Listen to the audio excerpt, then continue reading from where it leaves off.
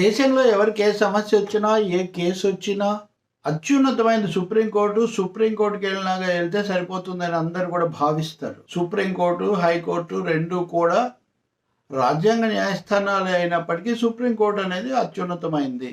ఇది మనకు రాజ్యాంగం ఇస్తున్న అవగాహన. 214 నుంచి హైకోర్టుల గురించి రాజ్యాంగంలో, అలాగే 124 నుంచి సుప్రీంకోర్టు గురించి ఉంటాయి చాలా అధికరణాలు. వాటి పరిధిలు ఏంటి, ఇంకోటి అన్నీ కూడా.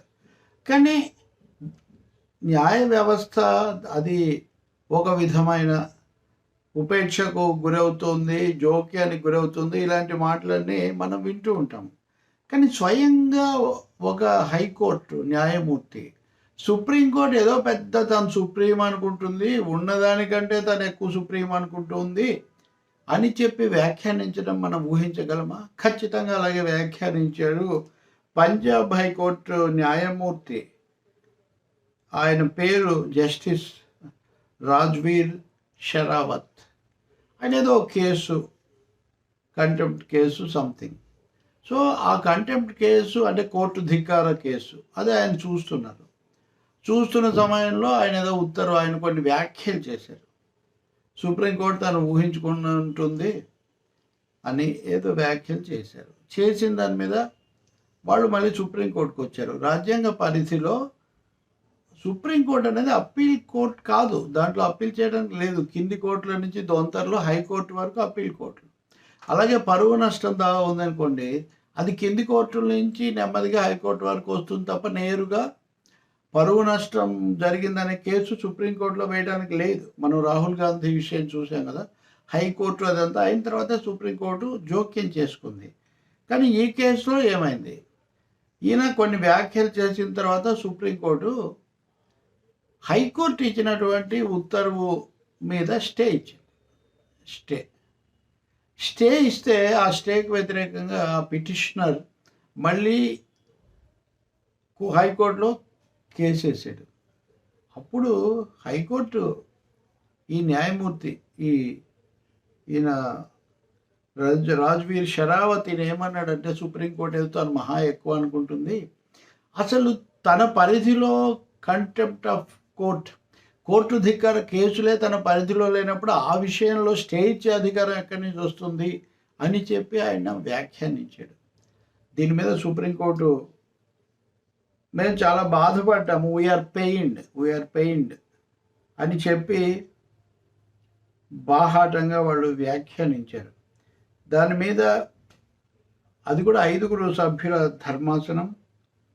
దాంట్లో ప్రధాన న్యాయమూర్తి డివై చంద్రచూడ్, అలాగే కాబోయే ప్రధాన న్యాయమూర్తి justice Sanjay Khanna, B R Gavai, Suryakant and Hrishikesh Roy, వీళ్లతో కూడినటువంటి 5 సభ్యుల ధర్మాసనం జూలై 17న జస్టిస్ షెరావత్ ఇచ్చినటువంటి ఉత్తర్వు మీద కామెంట్స్ చేశారు. అది సుమోటోగా చేశారు. ఏమని, సుప్రీంకోర్టు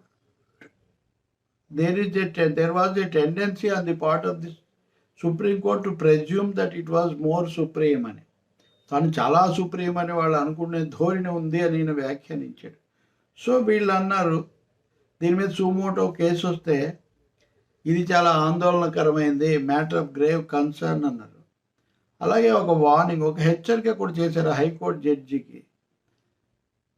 మీలాంటి వాళ్ళు వ్యాఖ్యలు చేసేటప్పుడు మరింత జాగ్రత్తగా ఉండాలి. సుప్రీంకోర్టు ఉత్తర్వుల గురించి కానీ, అలాగే హైకోర్టు డివిజన్ బెంచ్ అంటే బహుళ సభ్య ధర్మాసనాలు వాటి మీద వ్యాఖ్యానించేటప్పుడు అన్నారు.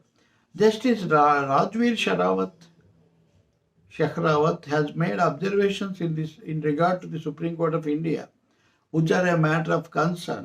Judicial discipline in the context of the hierarchical nature of the judicial system is intended to preserve the dignity of all institutions, whether at the level of district court or high court or supreme court అని చెప్పారు.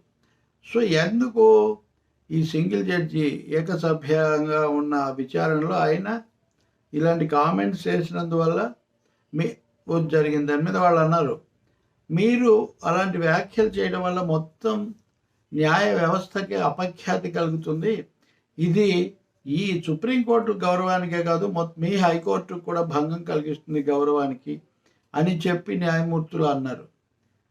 వాస్తవంగా అన్నారు. Though the bench said that there was merit in the submissions urged by the attorney general and Solicitor General that the observations bordered on contempt, the bench said they are inclined to exercise a degree of restraint in pursuing a further cause of action. కాబట్టి ఇది తీవ్రమైంది అని వాళ్ళు చెప్పారు, మాకు సిఫార్సు చేశారు. ఎందుకంటే గతంలో కూడా వచ్చింది ఇది. కోర్టు ధిక్కార కేసు వేయటము అంటే ఈ అటార్నీ జనరల్ అభిప్రాయం తీసుకుంటారు. వాళ్ళు కూడా ఇది తీవ్రమైందని చెప్పారు, దీన్ని కంటెంప్ట్కి తీసుకోవచ్చు అన్నారు. అయినా మేము సహనం పాటిస్తూ ఉన్నాము ఇక్కడ అని చెప్పారు. పైగా జస్టిస్ షరావత్ ఉత్తర్వును ఇప్పటికే హైకోర్టు బహుళ సభ్య బెంచ్ దాన్ని ఇప్పటికే స్టే ఉత్తర్వు ఇచ్చారు కాబట్టి, కానీ సుప్రీంకోర్టు మీద కూడా కామెంట్స్ ఉన్నాయి కాబట్టి మేము ఇందులో జోక్యం చేసుకొని మాటలు చెప్పాల్సి వస్తుంది అన్నట్టు ఎంత మాట అన్నారు చూడండి. We are pained by the observations made by the single judge of this Punjab and Haryana High Court. The observations are made in regard to an order passed by the Supreme Court. CJI D.Y. Chandrachud said as the proceedings started. CJI also said a video clip of proceedings of the single judge where he made unnecessary remarks was in circulation. ఆ మాటలు కూడా సర్క్యులేషన్లో ఉన్నాయి. ఎందుకంటే ఇప్పుడు live టెలికాస్ట్లు చేస్తున్నారు కాబట్టి ఇది ఇటువంటిది జరుగుతూ ఉందని. కాబట్టి the tendency of making gracious observations and work of supreme court, we all work in a hierarchical situation. The discipline has to be maintained. Judges are not to be aggrieved by the orders passed by the higher courts. పై కోర్టులు ఏవో వ్యతిరేకమైన మీరు అనుకున్న దానికి భిన్నంగా తీర్పులో ఉత్తర్వులో ఇచ్చినంత మాత్రాన మీరు అలిగి ఇలాంటి మాటలు మాట్లాడకూడదు అని కూడా చెప్పారు. అంటే ఇది ఒక విధంగా ఆశ్చర్యం కలిగిస్తుంది. ఎందుకంటే హైకోర్టు అలా మాట్లాడడం సుప్రీంకోర్టును కించపరుస్తూ, సుప్రీంకోర్టు ప్రధాన న్యాయమూర్తితో సహా 5 సభ్యుల ధర్మాసనం ప్రత్యేకంగా జోక్యం చేసుకొని మేము బాధకు గురయ్యాము, ఇది పద్ధతి కాదు, అందుకనే మేము ఆ విషయం రికార్డ్ చేయడం కోసమే దీని మీద మాట్లాడుతున్నామని చెప్పడం ఎంత తీవ్రమైన విషయం. మన న్యాయ వ్యవస్థ ముందున్నటువంటి సవాళ్ళు ఏ స్థాయిలో ఉన్నాయి, ఎంత అవ్యవస్థ ఏర్పడింది, పరస్పర గౌరవం ఎంత సన్నగిల్లింది. ఇటువంటివి కలకత్తా హైకోర్టు, మద్రాస్ హైకోర్టు విషయాలు కూడా ఇవి జరిగాయి.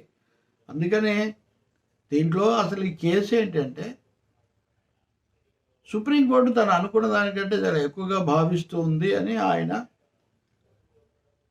గతంలో జస్టిస్ బేలా త్రివేది, జస్టిస్ పంకజ్ మిట్టల్ మే 3న ఇచ్చిన ఒక కేసు, ఒక ఉత్తర్వు గురించి ఈ సింగిల్ జడ్జి ఈ షెర్హావత్ అని ఆయన వ్యాఖ్యానించాడు అనమాట. సో మీరు అలా చేయడం చాలా సరికాదు, కనీసం నిగ్రహం సంయమనం చూపించండి, మొత్తం కోర్టుల యొక్క గౌరవాన్ని మీరు కాపాడండి అని చెప్పి, మీరు కావాలని నిజమే కోర్టు ధిక్కార కేసులు కింద నుంచి మా దగ్గరికి రావాలి, మా దగ్గరికి నేరుగా రాకూడదు, మేము దాని మీద ఇప్పటికే మీ బెంచ్ విస్తృత ధర్మాసనం స్టే ఇచ్చింది కాబట్టి మేమేం జోక్యం చేసుకోవాల్సిన అవసరం లేదు, కానీ ఇది మా దృష్టికి వచ్చింది, మేము సుమోటోగా కూడా తీసుకున్నాము, ఇక మీదటైనా జాగ్రత్తగా ఉండండి అని చాలా తీవ్రమైనటువంటి, అదే సమయంలో వ్యవస్థలో ఏర్పడినటువంటి ఏమనాలి ఒక విధమైన పద్ధతులు తప్పిపోతున్న, రాజ్యాంగ నిబంధనలు ఉల్లంఘిస్తున్న పరిస్థితి.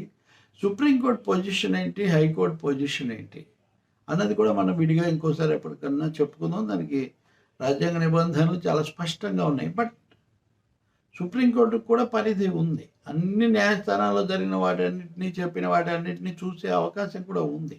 కానీ ట్రయల్ కోర్టు లాగా కింది కోర్టులో వేసే ప్రతి కేసు నేను సుప్రీంకోర్టుకు తీసుకుపోతానంటే కుదరదు. వాళ్ళే కావాలనుకుంటే వాళ్ళు తీసుకోవచ్చు, మా దగ్గరికే పంపించండి అని నేను చెప్పొచ్చు, మీరు చెప్పింది తప్పని కూడా చెప్పొచ్చు. కానీ అలానే ప్రతి దాంట్లో తలదూర్చేసి వాళ్ళే చెప్పరు.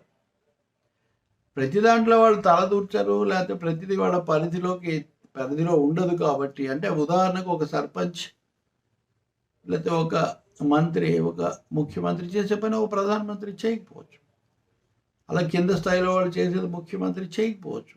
దాన్ని బట్టి ఊరికనే పై వాళ్ళను లేకపోతే పై బాధ్యతలు ఉన్న వాళ్ళని తేలిగ్గా చూడొచ్చు. అందులో న్యాయ వ్యవస్థ ఇక్కడ. ఇంకో విశేషం ఏంటంటే హైకోర్టు కూడా రాజ్యాంగపరమైన అధికారాలు ఉన్నాయి. రాజ్యాంగపరమైన తీర్పులు కూడా వాళ్ళు ఇవ్వచ్చు. కానీ రాజ్యాంగ మౌలిక స్వభావం మార్చటమా లేదా అనేది దాని మీద అది రాజ్యాంగ స్ఫూర్తికి అనుగుణంగా ఉందా లేదా అని చెప్పాల్సింది మటుకు సుప్రీంకోర్టు మాత్రమే. కాబట్టి ఇది ఒక తీవ్రమైన, నిజానికి సంచలనాత్మకమైన కేసు కింద మనం చూడాలి. ఇలాంటిదే కల్కత్తా హైకోర్టులో కూడా ఇదే సమయంలో ఒకటి వచ్చింది. అది కూడా ఇంకోసారి మనం అది కూడా పరువు నష్టం కేసుకు సంబంధించింది. అంటే ఒక ఆయన ఉదాహరణకు పుల్లయ్య పరువుకు భంగం కలిగించే విధంగా పలానాది ఉందని ఎల్లయ్య అని ఆయన కోర్టుకు వెళ్ళాడు. అప్పుడు హైకోర్టు చెప్పింది, ఇది ఎక్కడ కామన్ సెన్స్ కూడా కాదు కదా, పుల్లయ్య పరువుకు భంగం కలిగితే ఎల్లయ్య ఎలా వేస్తాడు?